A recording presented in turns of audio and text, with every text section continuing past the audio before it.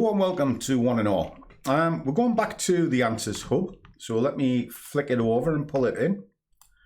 And we'll have a look. Yes, we are also looking for numbers for who's going to Benidorm with us in October.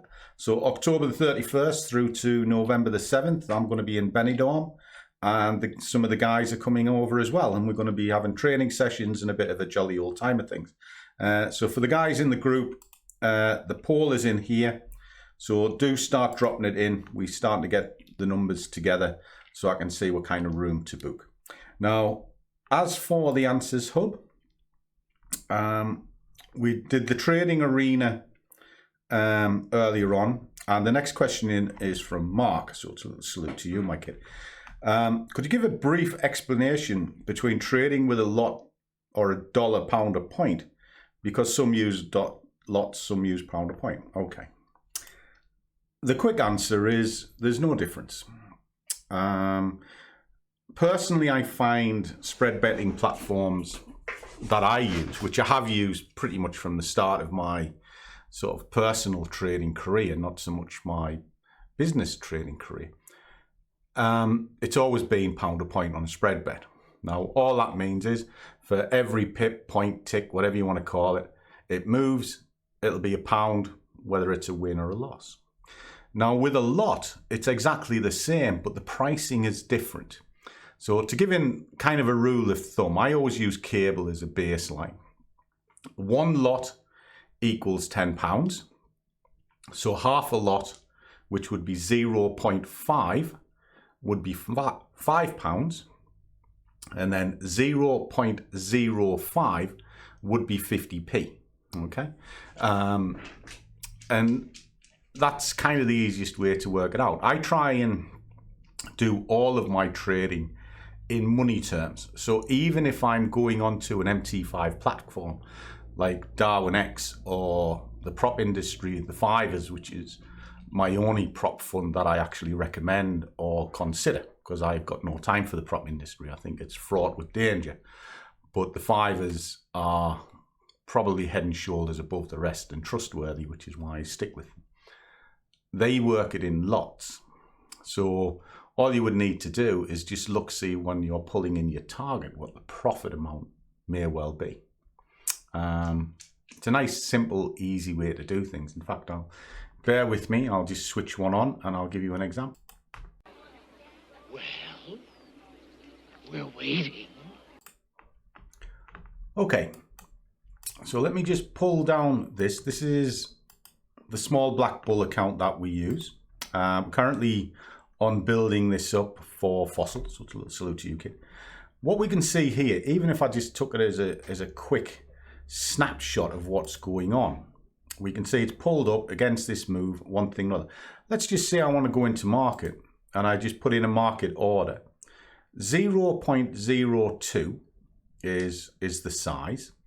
Now I can then put in, I don't know, just say an arbitrary target and sell the market. Now, if I pull that down to here, what we can start to see, if we look on the left-hand side, is a money amount.